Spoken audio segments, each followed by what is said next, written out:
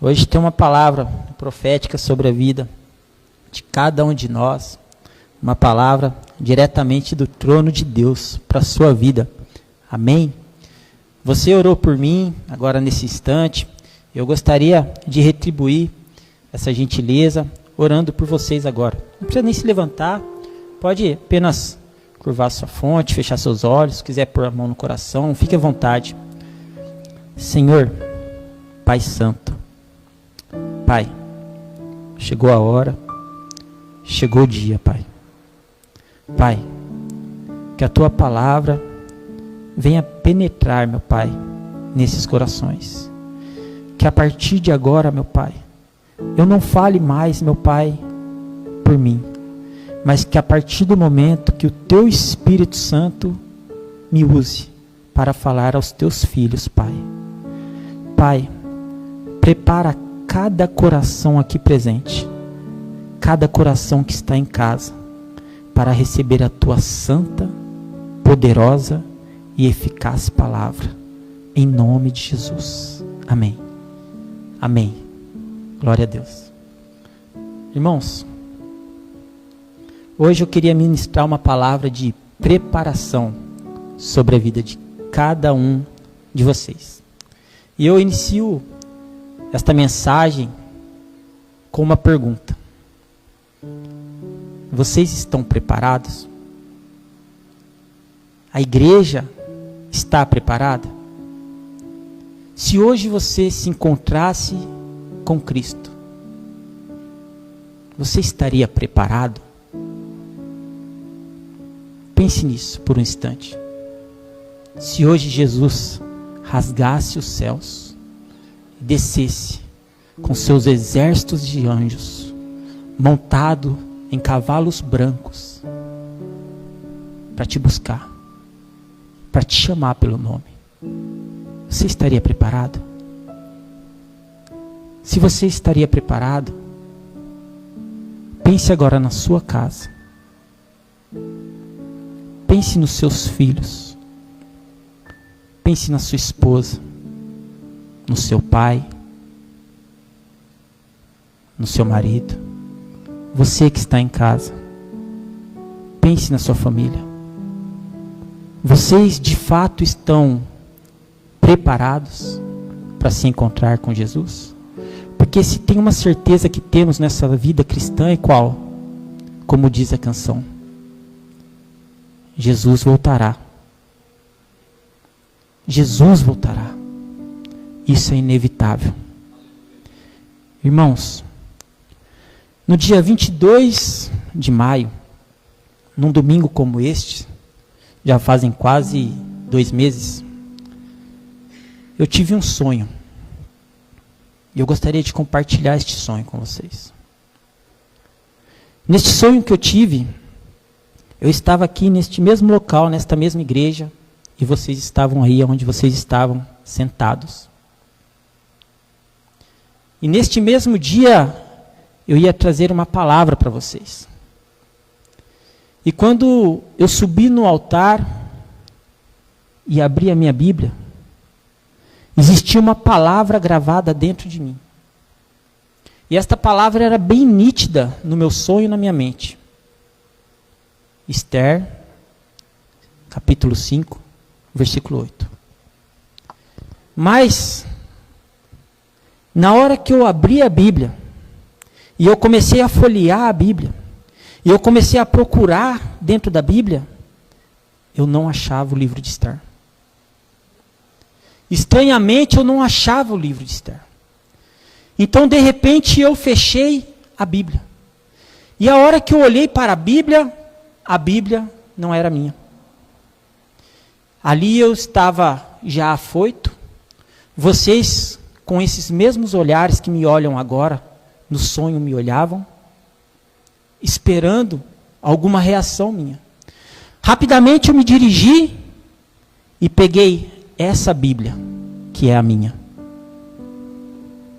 e abri ela. Mas ainda assim eu não achei o livro de Esther, capítulo 5, versículo 8. Irmãos, eu me desesperei. Eu sentei e olhei para vocês. E dentro do meu coração, eu só tive uma sensação. Eu não estava preparado. E a palavra de Deus tinha se fechado naquele dia. 2 semanas depois, Deus me revelou a interpretação desse sonho. E eu vou compartilhar com vocês durante o decorrer da mensagem. Agora eu gostaria que vocês abrissem o livro de Esther, capítulo 5, versículo 8.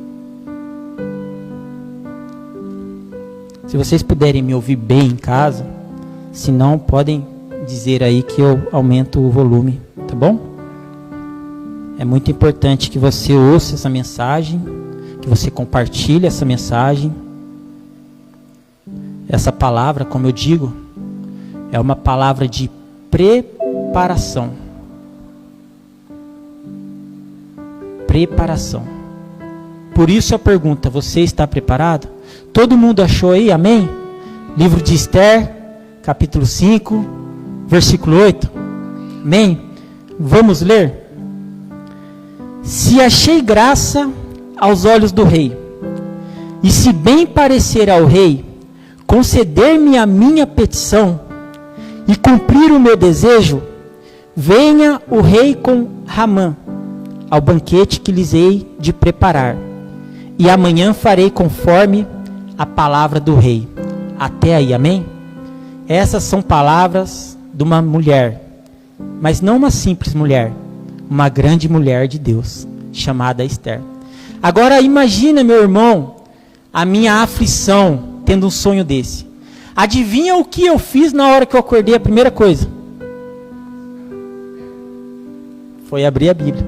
Sentei do lado da minha esposa, na mesa de café, e falei: amor, eu acho que Deus falou comigo. E eu tinha certeza que Deus falou comigo, e Deus falou comigo.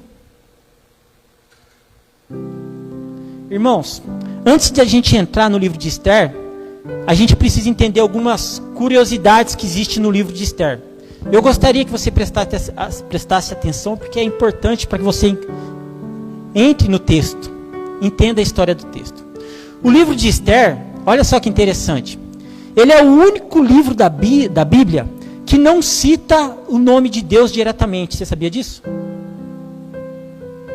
Mas aqui você vai ver a presença de Deus no livro de Esther. Uma outra curiosidade do livro de Esther: é um dos livros preferidos dos judeus, porque conta uma história de reviravolta. Outra curiosidade do livro de Esther, e eu vou tentar adiantar o passo aqui, porque eu tenho muita coisa para dizer para vocês nessa noite. O livro de Esther está depois do livro de Neemias, mas a história de Esther se sucedeu antes de Neemias, 35 anos antes. Curiosidades do livro de Esther: um livro que não se cita o nome de Deus, mas que se sente a presença do Senhor. E a gente vai entrar nessa palavra aqui agora, maravilhosa, amém? Eu vou contar um pouco a história do que se sucedeu com Esther para todos vocês, para que vocês possam entender. Havia um reino chamado Persa, do Império Medo-Persa. Este reino era governado por um rei chamado Assuero, ou Xerxes, no nome deles.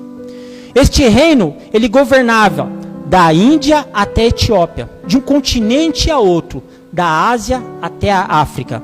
Era o homem mais poderoso na época, era o homem mais poderoso no mundo. O único país que fazia frente de guerra aos persas era a Grécia. Agora o restante, tudo era dominado pelos persas. Eles dominaram 127 províncias, ou seja, 127 países, pequenos, grandes. Dentre eles, um deles era a Babilônia. O rei Ciro invadiu a Babilônia, ganhou a Babilônia, tomou a Babilônia. Sucessivamente, alguns herdeiros seus se sucederam no reinado, até chegar no rei Dário. Esse Assuero era filho de Dário, neto de Ciro. A história deste reino se passa na estátua de Nabucodonosor, mas aí é outro assunto para a gente entrar uma outra hora. Enfim, era um reino próspero, Era um reino muito poderoso. Ele dominava 127 províncias no mundo. Um dia, este rei Assuero decidiu fazer um banquete. Um banquete que duraria 180 dias. Quanto que dá isso? 6 meses. Quem teria tanta condição de dar um banquete durante 6 meses interruptos? Teria que ter muito poder. Teria que ter muita condição para isso. Rei Assuero deu esse banquete, chamou todos os governadores das províncias, todos os príncipes, todas as pessoas importantes daquela época. E assim se sucedeu esse banquete. Durante 6 meses, regado a vinho, bebiam vinho em taças de ouro, taças diferentes umas das outras. Seu palácio era revestido de cordões de ouro, de pedras de mármores, de joia, enfim. A intenção de Assuero era demonstrar o poderio dele, a glória, a condição que havia no seu reino. Passando esses 6 meses, ele decide abrir esse banquete para o povo. E olha que interessante.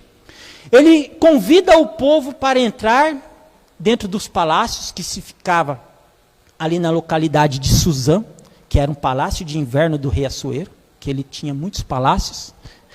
Então, ele convida essa população do maior até o menor. Seja pobre, seja rico, ele convida, abre para todo o público entrar dentro desse banquete. Só que enquanto acontecia esse banquete, que para o povo durou apenas 7 dias, mas um banquete bem generoso, as pessoas poderiam beber à vontade, o quanto quisessem, porque o rei Assuero tinha dado ordem aos seus servos para deixarem as pessoas beber sem constrangimento o vinho real, né? Porém, conforme a vontade deles. Ninguém era obrigado a beber, ninguém era forçado a beber. Presta atenção nisso. Nisso, a rainha do rei Assuero, uma mulher bela, chamada Vasti, dava um banquete ao mesmo tempo num outro salão real para as mulheres dos convidados. Já à altura de um certo campeonato, depois de tomar muito vinho, a Bíblia fala que o coração do rei Assuero ficou alegre.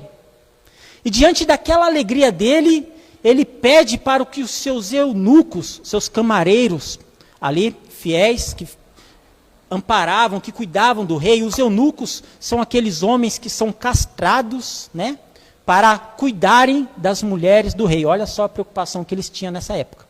Castrar a pessoa para poder tomar conta da mulher do harém, das mulheres do harém. Esses eunucos vão convidar a Vasti, vão lá chamar ela, para que ela comparecesse na presença do rei, porque o intuito do rei Assuero era qual? Convidar a rainha para que ela se apresentasse, porque ela era muito bela. Ele já tinha demonstrado toda a sua glória, toda a sua preciosidade do reino a todos os seus convidados. Mas havia uma joia de valor inestimável comparada ao que ele tinha. Era a beleza da sua rainha Vasti. Então ele convida ela para ir lá. Ele dá ordem para que seus eunucos vão lá convidar a rainha Vasti. E pedem a ela para que ela entre com a coroa real. Ou seja, um símbolo de glória, de majestade. Mas a rainha Vasti, ela tem uma reação que causa surpresa em todos do reino. Ela simplesmente se recusa a entrar na presença do rei. E olha só que interessante, meus irmãos. Porque eu nunca vi uma palavra tão distorcida no mundo de hoje, por muitos pregadores, como esta palavra. Esta palavra tem sido distorcida há séculos, desde quando a Bíblia é Bíblia. Porque cataram a rainha Vasti e fizeram dela um símbolo para o feminismo. E você vai encontrar muitos pregadores dizendo que a rainha Vasti era uma mulher de decisão, de posição, que ela não se curvava nem diante do rei. Só que a palavra do Senhor relata que a rainha Vasti se recusa a ir à presença do rei por meio dos eunucos. No fundo, ela gostaria de ir. No fundo, ela gostaria de ir lá. Porque a intenção do rei não era humilhar a rainha Vasti. A intenção do rei era exaltá-la diante da sua beleza, diante de todos os seus servos, diante de todos os seus súditos. Existe um livro no mundo persa chamado Madrax, que conta um pouco a história desta rainha. Neste mesmo livro diz que ela era uma mulher vaidosa e má. Vaidosa e má. Quando ela decide não ir à presença do rei, quando ela se recusa a ir à presença do rei, ela está tendo um ato de insubmissão ao rei. Porque ela quer ir à presença do rei, ela quer ir ser exaltada, ela quer ir ser honrada. Porque perceba que desde o princípio o rei Assuero não força ninguém a nada. Ele não força você a beber a bebida que ele está dando de graça. Ele não força você a participar da festa que ele está dando de graça. Ele não força você a estar lá. E ao mesmo tempo ele não força Vasti a estar na sua presença, porque ele poderia muito bem dar uma ordem aos seus guardas e trazerem ela à força. Ele pede para que os seus eunucos vão lá, mas o orgulho toma o coração de Vasti. E ela diz, e na presença do rei, pelos eunucos, os eunucos vão chamar as concubinas do rei, eu sou rainha. Se o rei quiser, ele que venha aqui me buscar. O orgulho tomou conta da Vasti. E Vasti tem uma atitude de insubmissão. E aqui a gente aprende a nossa primeira lição que Deus fala conosco nesta noite de hoje. A insubmissão, meu irmão, te afasta da presença do rei. E você vai aprender isso. O rei Assuero fica furioso. Pelo poder que este homem tinha, ele poderia muito bem falar, vai lá, traz ela à força. Traz ela pelo cabelo, não quero saber, mas não. Por mais que a Bíblia fala que o coração dele estava alegre, de bebida, junto com seus convidados, ele não toma nenhuma atitude autoritária, pelo contrário. Todas as atitudes que o rei Assuero toma é a base de conselhos. Então ele chama os seus conselheiros fiéis e dizem, olha, o que aconteceu? Convidei a rainha, mas ela não quis estar na minha presença, o que eu faço agora? Os conselheiros, vendo a atitude da rainha Vasti, orientam o rei, você é um exemplo, da mesma forma que a rainha é um exemplo. Tudo que você faz vai repercutir sobre todo o reino, da mesma forma que a rainha Vasti também. A rainha Vasti deu um mau exemplo, e aqui você vai aprender uma outra palavra que está em Provérbios 14:1. A mulher sábia edifica a casa, mas a tola com as próprias mãos a derruba. O que acontece, o que eu quero dizer que vocês entendam com esta história de Vasti, é o quê? O mundo tem pregado e tem colocado a rainha Vasti num símbolo de feminismo, de independência. Só que o que a rainha Vasti fez e causou e atraiu para a vida dela, não trouxe independência para ninguém. Pelo contrário, trouxe prejuízos, eu vou te provar isso. Porque o rei faz um decreto. E no decreto do rei, por causa do mau exemplo da rainha Vasti, porque a partir do exemplo da rainha, todas as súditas, todas as mulheres, poderiam fazer a mesma coisa. Desrespeitarem seu marido, não atenderem o pedido do marido, se recusarem a estar na presença do marido, ou seja, atos de insubmissão. Por mais que o marido não esteja legal, por mais que o marido não esteja bem, por mais que o marido esteja num alcoolizado, presta atenção numa coisa, meu irmão, minha irmã. Você vai abandonar seu filho se ele começar a usar droga? Você vai abandonar sua esposa se ela estiver em depressão? Você vai abandonar o seu marido se ele está entregue ao vício da bebida ou do jogo? Você vai abandonar alguém da sua família que está perdido nesse mundo? Ou só porque está alegre? Perto de casa, tem um senhor que vai manguaçar no bar lá. Senhorzinho de idade. E ele bebe. E ele tem uma mulher. Eles são casados há muitos anos. Eu não vou falar o nome deles aqui, mas eu conheço eles desde o começo do bairro. Ele bebe muito. E a mulher não consegue mudar. Ele vai de manhã para o bar, passa o dia bebendo. À tarde ele não aguenta levar embora. Voltar embora. Sabe o que ela faz? Ela cata uma carriola. Sabe carriola de pedreiro? Ela vai até o bar, põe ele deitado na carriola e carrega ele, subir na Avenida do Bom Retiro. Todo mundo olha e dá risada. Todo mundo olha e tira sarro. Mas ninguém sabe o que essa mulher está passando. Ninguém sabe as lágrimas que ela tem derramado. Ninguém conhece a dor daquela mulher de ter que empurrar o seu próprio marido bêbado numa carriola de pedreiro por todo um bairro.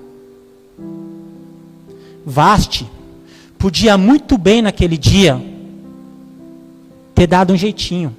E toda mulher sábia sabe que quando ela quer falar não para o marido, ela tem sempre um jeitinho, não tem? Não, amor, tô com dor de cabeça. Não, amor, tô cansada. Toda mulher sábia sabe usar a sabedoria para falar não. Mas Vasti não teve uma atitude de sabedoria. Vasti teve uma atitude de recusa, de insubmissão. Por causa disso, o decreto do rei seria qual? A partir de hoje, todo homem governe sua casa. E que a mulher fique sabendo que a última palavra é do homem. Aí eu pergunto ao movimento feminista: valeu do que a atitude de Vasti? Ela foi destronada. Ela perdeu a sua coroa. Dentro desse decreto, o rei colocou assim: que ela nunca mais se apresente na minha presença. Nunca mais ela poderia ver a face do rei novamente em sua vida. A insubmissão te tira da presença do rei. A rebeldia te tira da presença do rei. E olha que o rei tem te convidado. Há muito e muito tempo. E quantas vezes ele tem te chamado. Enfim, Vasti já foi. O rei Assuero continuou sua vida. Passou-se 4 anos. Ele lembrou dela. Talvez tenha dado saudade. Porque depois de Vasti, nesses 4 anos, ele não escolheu nenhuma outra rainha. Aí entra Esther na história. Esther é bênção. Irmãos, Esther, órfã, exilada. Ela veio da Babilônia, exilada. Morreram seu pai e sua mãe. Porque Judá foi tomada cativa por Nabucodonosor, foram levados para a Babilônia. Rei Ciro toma a Babilônia. Babilônia entra numa rebelião depois de um certo tempo. Rei Assuero decide trazer os judeus que lá estavam para a Pérsia. Nisso veio quem? Esther, já órfã, sem pai e sem mãe. Sozinha no mundo? Não. Deus tinha preparado alguém para a vida dela. Seu primo. Mardoqueu, ou Mordecai, no nome persa. Aqui vamos tratar como Mardoqueu. Amém?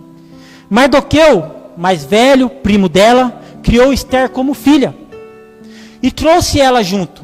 E criava ela da melhor maneira possível, com todas as dificuldades para se viver naquela época, no Império Medo-Persa, sendo estrangeiro, escravo, cativo. Essa era a condição dos judeus naquela época. E eram muitos, muitos. Nesta época, depois desses longos 4 anos sem rainha, um conselheiro diz ao rei: rei, você precisa de uma rainha. Faz o seguinte, mande cartas às províncias para que todos os governadores mandem as jovens virgens para que você escolha uma rainha que te agrade. Gente, ele fez isso. Veio um monte de jovens virgens. E adivinha quem que veio no meio? Esther. Porque os soldados entravam na casa. Tem jovem virgem aí? Vem. O rei vai escolher. Esther foi levada. Quando ela foi levada, seu tio Mardoqueu, seu primo Mardoqueu, que cuidou como filha, diz: Esther, vai, confia em Deus. Só que não fale para eles a sua origem. Não fale que você é judia. Não fale da onde você veio. Esther então vai e entra no palácio. junto com as outras jovens virgens. E a Bíblia diz que Esther era belíssima, era uma mulher linda, uma menina órfã, sem pai nem mãe, sem muitas expectativas de vida. Ali, as jovens passariam por um tratamento de 12 meses, 6 meses de banho de mirras e 6 meses de banho de essências para se embelezarem, seriam alimentadas, receberiam súditas que serviriam elas, 12 meses de spa. E às vezes o marido reclama porque a mulher passa 2 horas no cabeleireiro, né? Fazendo chapinha lá no cabeleireiro. Era 12 meses, meu irmão, esperando a ideal. Durante esses 12 meses, elas foram bem alimentadas, foram bem tratadas. E a Esther se diferenciou no meio de todas essas jovens virgens. Talvez por causa da sua história, talvez por causa da sua humildade, talvez por causa da sua personalidade, da sua essência.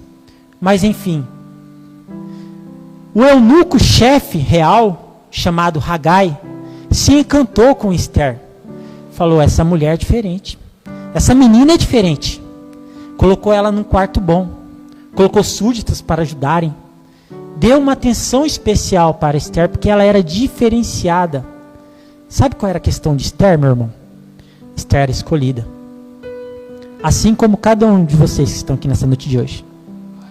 E não se importe se a igreja está vazia, se há cadeiras sobrando lugares. Você está no lugar certo. Você foi escolhido para estar aqui hoje. Esther foi escolhida no meio daquele povo. As jovens se preparavam 12 meses. Cumprindo este tempo, elas se apresentavam à tarde na presença do rei e de manhã saíam. Era o tempo que elas tinham para chamar a atenção do rei. Antes delas entrarem na presença do rei, Hagai, o eunuco-chefe, chamava elas e falava assim, olha, eu vou levar vocês até a sala de tesouro real. Lá vocês podem escolher o que vocês quiserem. Adornos, enfeites, colares, joias, brincos, diamantes. Tudo para quê? Para enaltecer ainda mais a beleza. E eram todas jovens belas e virgens. E elas poderiam se produzir. Como diz as mulheres, né? Se montar, né? Em joias, em ouro, para deslumbrar ainda mais a beleza delas. Só que Esther era diferente, lembra? Hagai dá alguns conselhos para Esther. Todas as mulheres escolhem colares, pingentes, escolhem laços para pôr no cabelo, diamantes, joias, tudo para chamar a atenção do rei quando chegava a vez delas. Quando chegou a vez de Esther, Esther não escolheu nada. Nada. Pôs seu vestido, um belo vestido, e foi se apresentar à presença do rei. E adivinha o que aconteceu, meu irmão, minha irmã?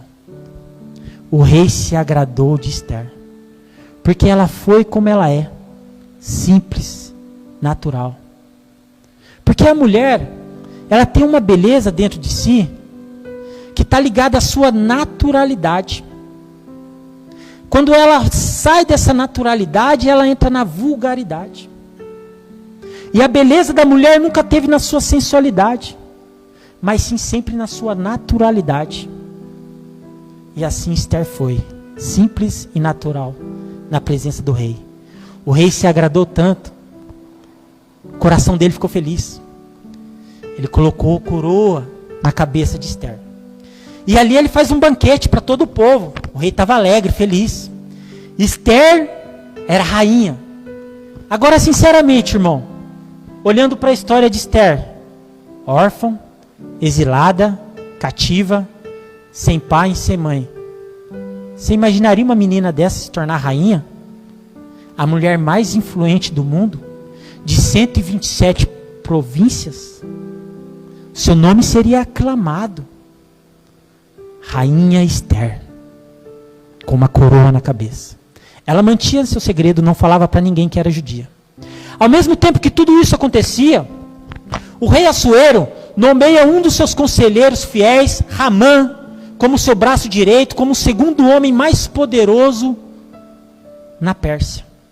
E ele faz um decreto que aonde Ramã passasse, todo mundo tinha que se curvar para Ramã. Só que haveria um grande problema ali. Um grande problema. Dentro de todo mundo, havia um homem chamado Mardoqueu. Dentro de todo mundo, a você aí. E Mardoqueu, e eu não sei se você é como Mardoqueu, não se curvava diante do mundo, nem dos ídolos do mundo, nem diante de homem nenhum a não ser Deus. Mardoqueu era assim. Então Ramã desfilava, entrava e saía. Mardoqueu, nesse mesmo instante, ele tinha recebido um cargo no governo. Ele tinha recebido um cargo, já trabalhava dentro do governo, dentro das dependências do palácio real. Só que ele não se prostrava. Os servos viram que Mardoqueu não se prostrava quando Ramã passava. E havia um decreto real e disseram: por que você não se prostra? Eu não me prostro para homem. Eles ficaram com tanta inveja ali de Mardoqueu. Vamos ver se ele sustenta essa palavra dele. Ramã, vem aqui. Tem um homem lá que não se prostra quando você passa. Ramã fez o teste, passou. E viu que realmente ele não se prostrava. No mesmo instante, dentro do coração de Ramã, e alguns teólogos falam que Ramã vem dos amalequitas, e os amalequitas são inimigos declarados dos judeus. Mas naquele instante, Ramã desperta dentro dele uma raiva, um ódio, porque Mardoqueu não se prostrava quando ele passava. Irmão, o ódio do inimigo, ele é tão grande, presta atenção nisso. O ódio do inimigo é tão grande contra nossas vidas, que ele não deseja só o nosso sofrimento. Ele deseja o sofrimento de quem a gente ama. O ódio do inimigo é tão grande contra Deus, que ele não deseja apenas o sofrimento de Deus, ele deseja o sofrimento dos filhos de Deus. Como ele não pode contra Deus, ele vai nos filhos de Deus. O ódio do inimigo é tão grande por você estar aqui nessa noite de hoje, que ele deseja o seu fim. Ele se enfurece por você vir na igreja todo domingo. Porque você está tentando fazer a coisa certa. Porque você não está dobrando seus joelhos para o mundo. Ele se enfurece. E ele planeja. Assim como Ramã. Eu vou destruir esse judeu. Mas não só ele. Eu vou destruir todo o povo judeu. Todo. Então ele trama um plano. E se aproxima do rei Assuero e diz: Rei Assuero, existe um povo dentro do nosso povo que não se dobra às nossas regras, que não cumpre os seus decretos, que não se curva quando eu passo. Este rei, este povo é um mau exemplo para todos os outros povos, porque eram muitos povos ali, 127 províncias, mas essa história se sucede em Suzã. Nesse instante o rei Assuero pega e fala: o que você quer que eu faça? Ele sempre toma suas decisões baseadas em conselhos. Ramã então dirige a ele uma intenção e diz assim: Rei Assuero, faça um decreto para que todos eles cumpram esse decreto, essa regra de se curvar, né, quando passarem. Rei Assuero, ele abre mão dessa autonomia que ele tinha de fazer um decreto e dá o seu anel, um anel chamado selétio. Este anel servia para selar cada decreto do rei. Cada decreto do rei selado por este anel era inviolável. Não podia retornar atrás. Você não podia desfazer um decreto real selado pelo reino real. Assuero entrega na mão de Ramã tudo que Ramã queria. Ramã, faça do jeito que você está falando então. Faça desse jeito. Ramã pega o anel, escreve logo, chama os escribas, escrevam aí para 127 províncias. Dia 13 do 12º mês, todo judeu deve ser entregue aos inimigos para serem mortos. Todo judeu. Estima-se que mais de 100 mil judeus viviam nessas 127 províncias. Dia 13 do 12º mês, todos com dia e data marcada para morrerem. Quando Os escribas chegam nas cidades e entregam essas cartas e leem em Suzã, em praça pública, para todo mundo ficar sabendo que existia um decreto. Os judeus se desesperam.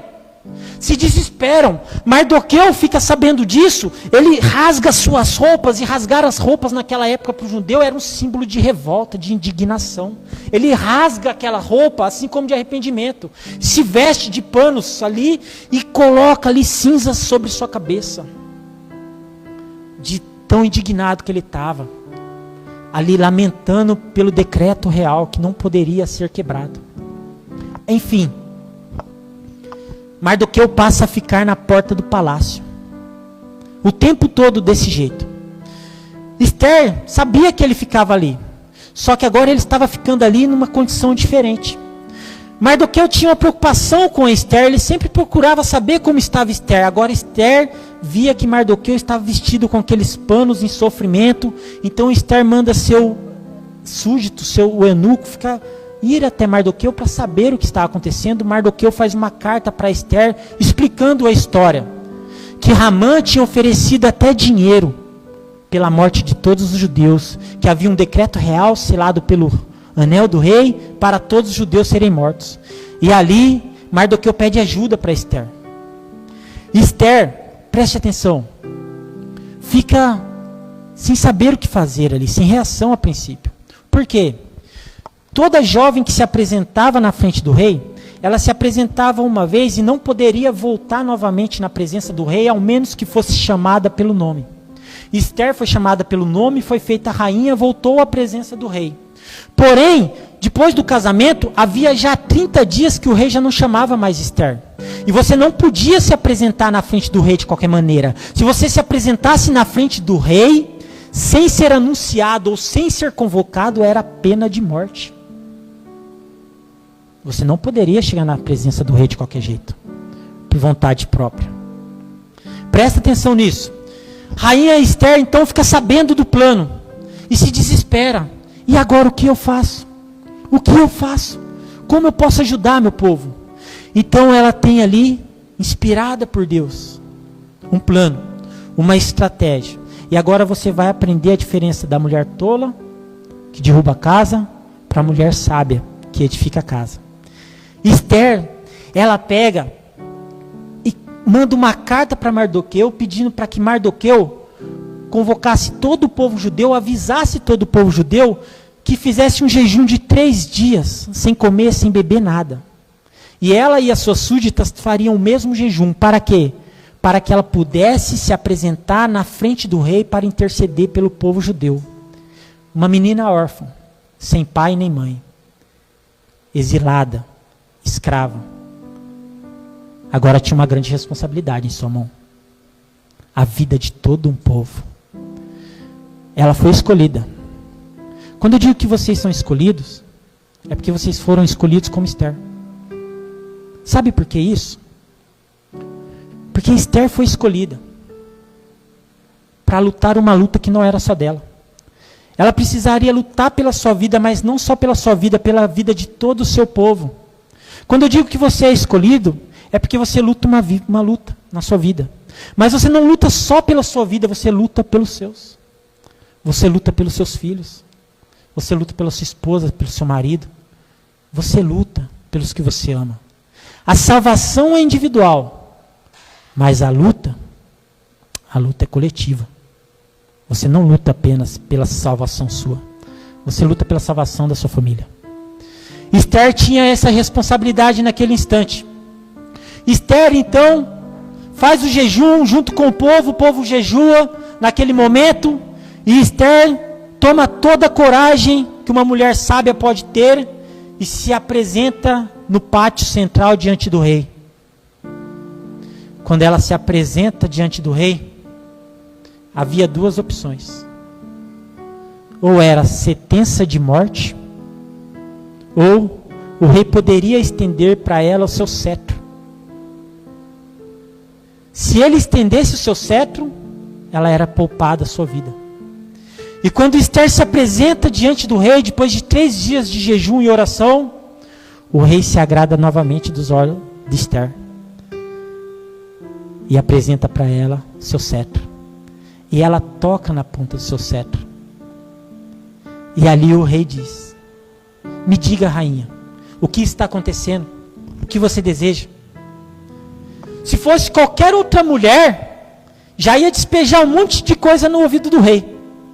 Rei, vou matar o meu povo. Só que ela não tinha falado que era judia ainda. Rei, existe um decreto. Rei, nós estamos perdidos. Rei, vou matar todo mundo. Sabe o que Esther faz? Ela age com paciência e prudência. Isso é uma das características da mulher sábia. Prudência e paciência. E ela diz assim: rei,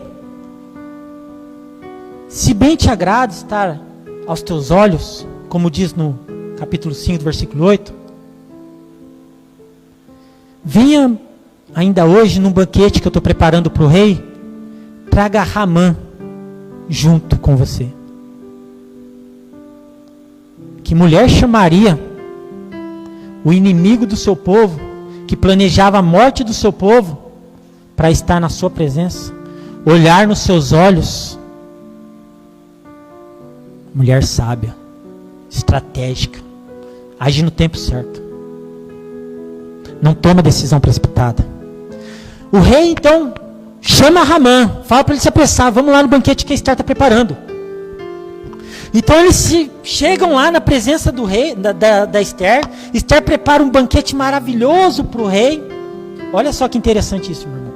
Prepara um banquete maravilhoso para o rei, e o rei se agrada tanto que ele fala assim: rainha, me peça qualquer coisa, que até metade do meu reino eu te daria. Sabe o que Esther faz?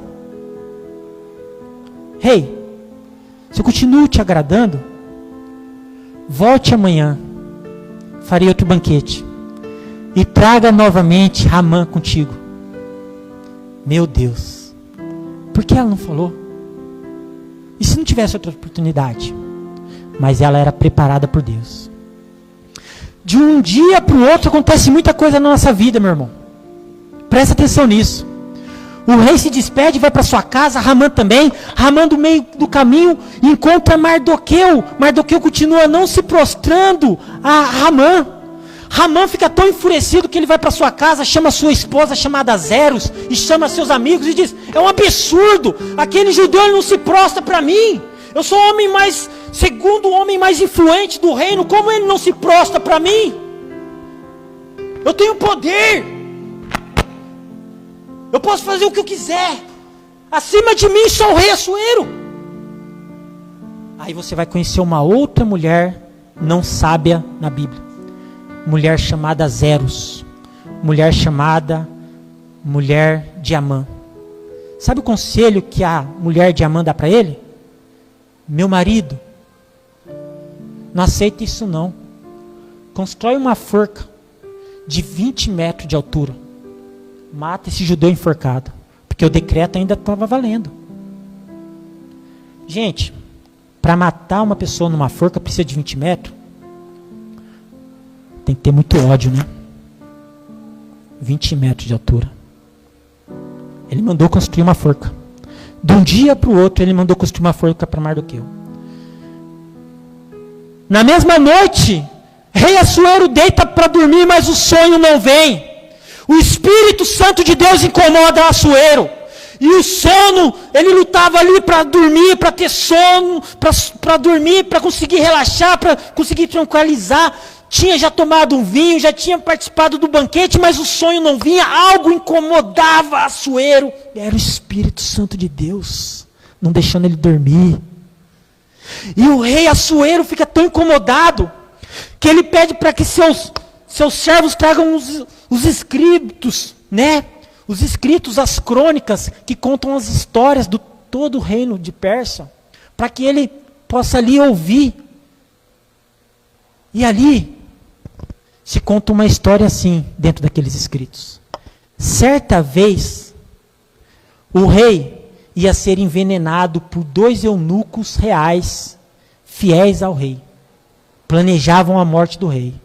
Mas um certo homem descobriu o plano desses eunucos, avisou a rainha Esther, que a tempo avisou o rei, e o rei teve tempo para punir e matou enforcado esses eunucos que iriam envenená-lo. Quem foi este homem? Mardoqueu.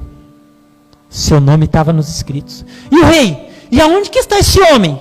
Que honras demos para este homem que salvou a minha vida? Nós esquecemos. Não fizemos nada.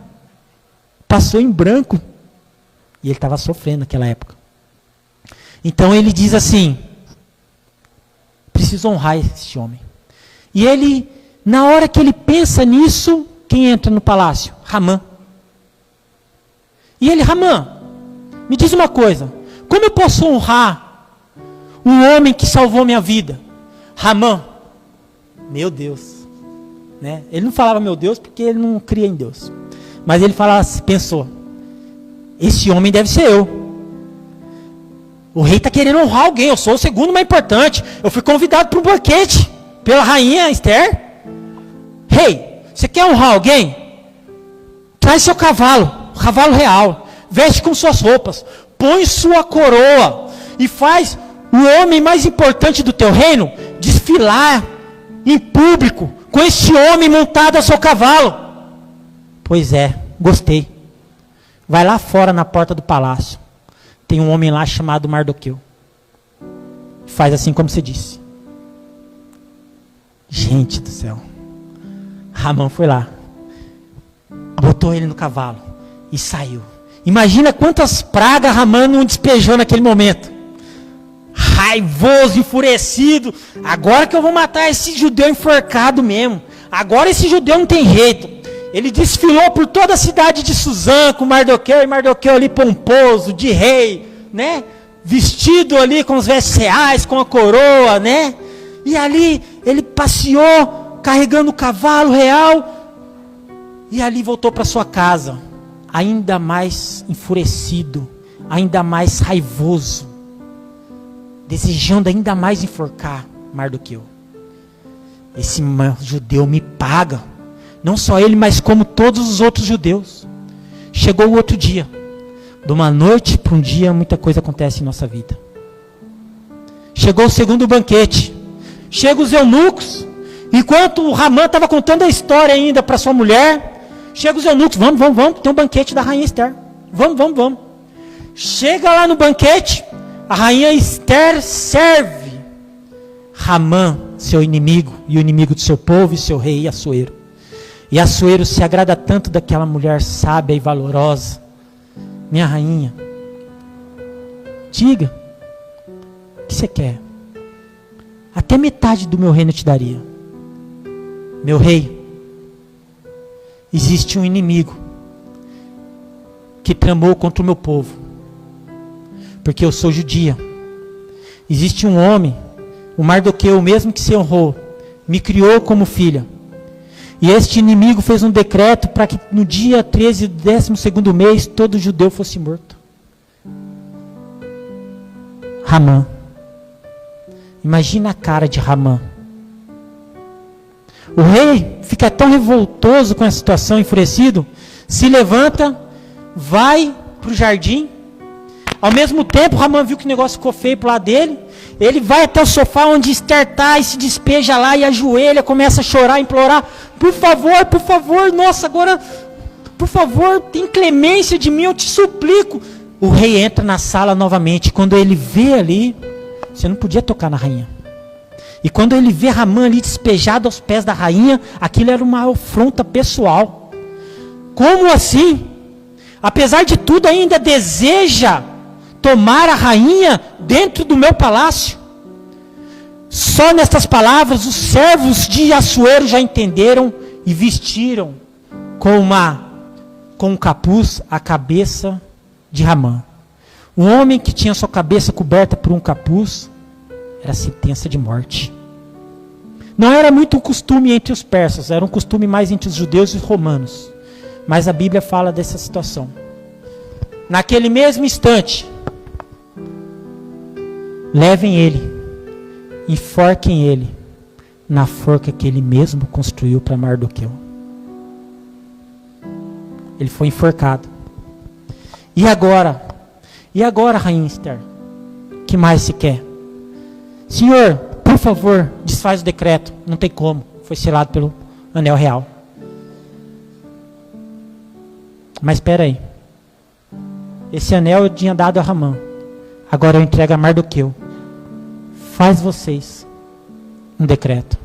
Mardoqueu, então escreve que no dia 13 do 12º mês, todo judeu teria direito de se defender para não ser morto. Os judeus se uniram e esse dia chegou. E mais de 75 mil inimigos dos judeus caíram mortos por terra. A situação mudou. Os judeus comemoram até hoje esses dias em Israel, chamada Festa de Purim. E o que eu quero dizer para vocês com toda essa história, nesse dia de hoje para vocês. Volta lá no começo. Lembra de uma menina órfã, cativa, escrava, sem expectativa de vida. O que você daria para ela?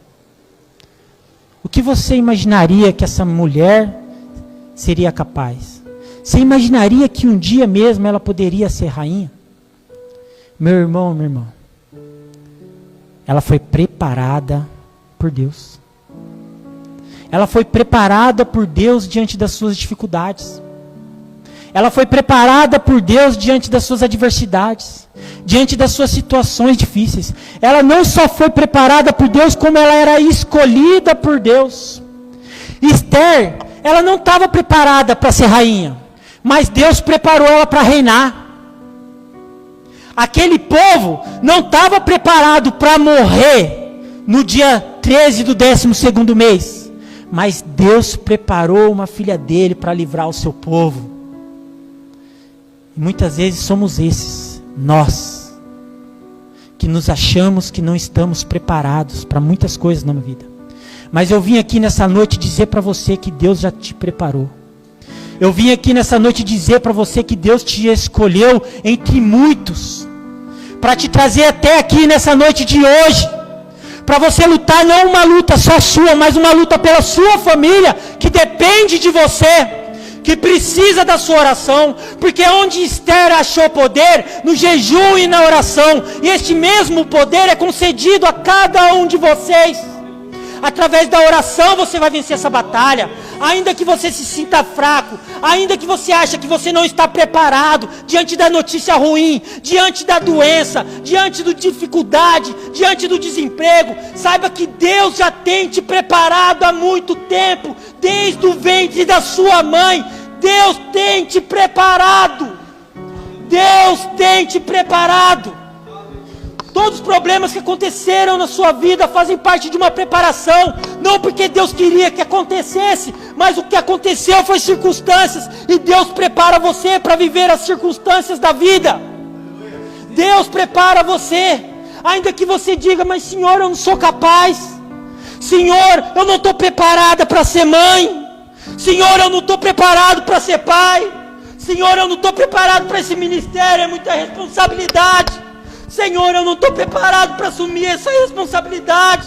Senhor, eu não estou preparado, meu Pai, eu não aguento, eu não suporto, eu não tenho estruturas.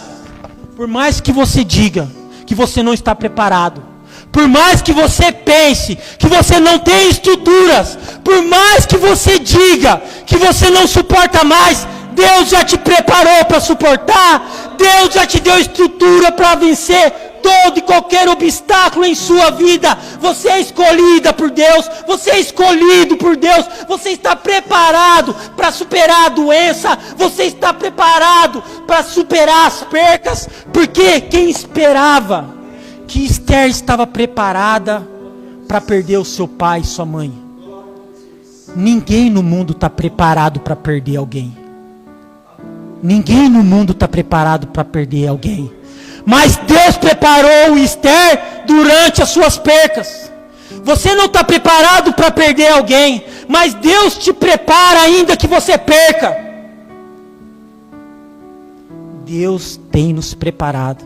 Assim como Cristo um dia disse, eu irei, prepararei morada para cada um de vocês. Você tem se preparado para entrar nessa morada? É essa a minha pergunta.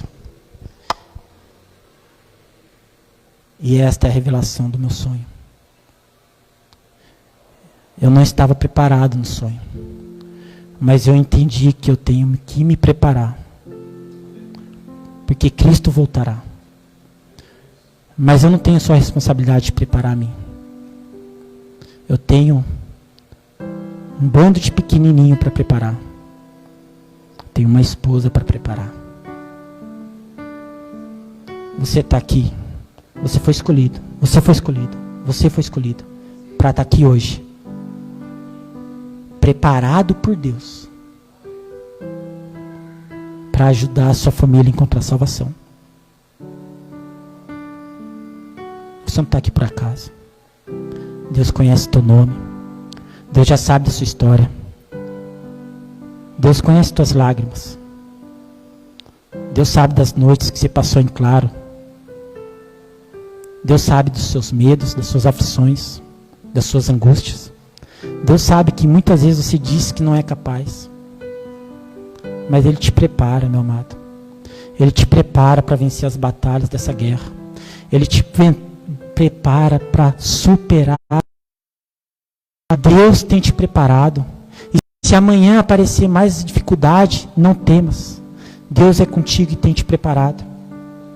Nessa noite de hoje, diante dessa palavra que o Senhor ministrou aos nossos corações, eu gostaria, neste ato profético, povo, eu gostaria de convidar você, não para se apresentar ao Rei Açoeiro, mas ao Rei dos Seis, aqui na frente, neste altar, nessa noite de hoje. Não somente por você, mas pelos seus que tanto você ama. Eu gostaria de convidar todos vocês a estarem aqui no altar, na frente do altar, e se apresentarem ao Rei, e fazerem da Esther capítulo 5, versículo 8, a sua oração a Deus nessa noite de hoje. Senhor, se achei graça aos teus olhos. Se o Senhor deseja conceder a minha petição, levanta, irmão. Vem aqui na frente, todos vocês. Venha aqui no altar. Venha se apresentar ao Rei dos Seis. Convide Ele para entrar na sua casa. Convide Ele para o banquete que você tem preparado. E não tenha medo se o inimigo aparecer. Porque Ramã foi junto. Mas Ramã foi junto para ser destruído. Não tenha medo se o inimigo aparecer. Não tenha medo se o inimigo aparecer. Porque Deus está contigo. O Rei dos Seis, Senhor dos Senhores. Ele está batendo nessa porta hoje do seu coração. E a palavra dele diz que se você abrir essa porta, ele entrará e ceará contigo.